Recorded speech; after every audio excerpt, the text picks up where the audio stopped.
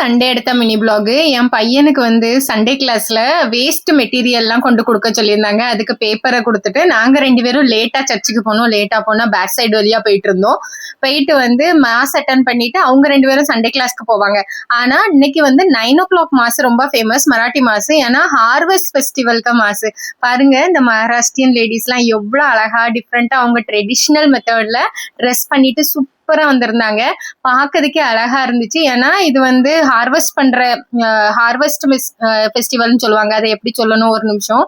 அறுவடை நாள் திருப்பலி அப்படின்னு சொல்லலாம். அறுவடைக்காக இங்க வந்திருந்த எல்லாருமே வரிசையா மென்ஸ் எல்லாம் சேம் கலர் ட்ரெஸ் பண்ணிட்டு வந்திருந்தாங்க. இந்த ஆரஞ்சு டைப்ல லேடிஸ் எல்லாம் அந்த ஆரஞ்சு கலர் சாரி கட்டிட்டு வந்திருந்தாங்க. பாக்குறதுக்கே அழகா இருந்துச்சு. மாஸுமே ரொம்ப அழகா இருந்துச்சு. ஆனா மாஸ் ரெக்கார்ட் பண்ணல, ஆனா ரொம்ப அழகா இருந்துச்சு பாக்குறதுக்கே. அதுக்கு பிறகு நாங்க 8 o'clock மாஸ்க் முடிச்சுட்டு நாங்க லஞ்ச் பிரேக்ஃபாஸ்ட் சாப்பிட போயிருந்தோம். இது பக்கத்துல ஒரு ஹோட்டல் இருக்கு. நான் மினி பிரேக்ஃபாஸ்ட் வாங்கியிருந்தேன். இதுல தோசை, கேசரி, ஒரு வடை, அப்புறம் சட்னி, சாம்பார் எல்லாம் கொடுத்திருந்தாங்க. இதுல நீங்க இட்லியும் கொடுப்பாங்க. மினி பிரேக்ஃபாஸ்ட் சொல்லுவாங்க. அது நான் வாங்கியிருந்தேன். எங்க அண்ணே அவன் வடையும் வடை டிப்பு வாங்கியிருந்தான். ஏன்னா அவன் சொன்னா இது எனக்கு ரொம்ப பிடிச்சிருந்துச்சு, அதனால நான் இதை ட்ரை பண்றேன் அப்படின்னு சொல்லிட்டு அது வாங்கியிருந்தான். அப்புறம் நாங்க டீ குடிச்சோம். இவ்வளவுதான். ஏன்னா டீ மினி பிரேக்ஃபாஸ்டோட ஃப்ரீயா கிடைச்சிச்சு. அங்க இருந்து மட்டன் கடைக்கு வந்தேன். ரொம்ப நாள் ஆயிட்டு மட்டன் எடுத்துட்டு மட்டன் வாங்கி லஞ்ச் பண்ணியிருந்தோம். ரைஸ், மட்டன் குழம்பு, ரசம், கொஞ்சோண்டு சிக்கன் கிரேவி இவ்வளவும் வச்சிருந்தேன்.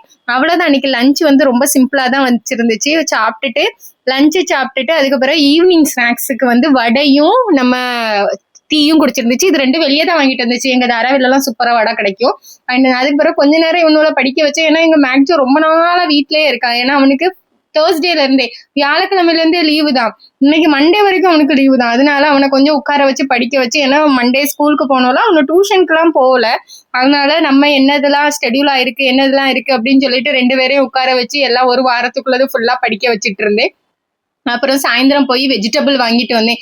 தக்காளி வீட்டுல இல்ல, அதனால தக்காளி ஒரு 2 கிலோவும் கொஞ்சோண்டு கருவேப்பிலை, கொத்தமல்லி வாங்கிட்டு வந்தேன். அதுக்கப்புறம் ஆப்பத்துக்கு போட்டேன். எனக்கு ஆப்பத்துக்கு ஊற போட்டிருந்தேன். என்னதுன்னா பச்சரிசியும் உளுந்தும் ஊற போட்டிருந்தேன். அத அந்த வீடியோவை நான் ஊற போட்டதை ஆட் பண்ண முடியல.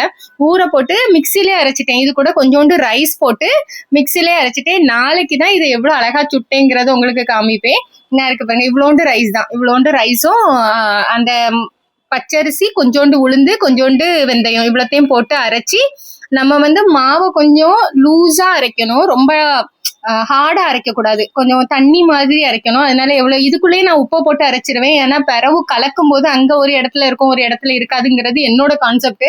தெரியல. ஆனா கொஞ்சோண்டு உப்பு போட்டு அரைச்சி நான் மாவு புளிக்க வச்சுட்டேன். பாத்தீங்கன்னா மாவு இப்படிதான் இருக்கணும். இந்த தண்ணியா லிக்விடிட்டியா இருக்கு பாருங்க, ஊத்தி காட்டுறேன் பாருங்க.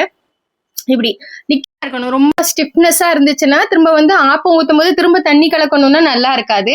இது நாளைக்கு எப்படி ஆப்பம் வருதுன்னு ஊத்தி காமிக்கிறேன். இது இன்னைக்குள்ள vlog. இது இன்ஸ்டாகிராமோட டிஃப்ரெண்டா இருக்குன்னு போடுறேன். அவ்வளவுதான்.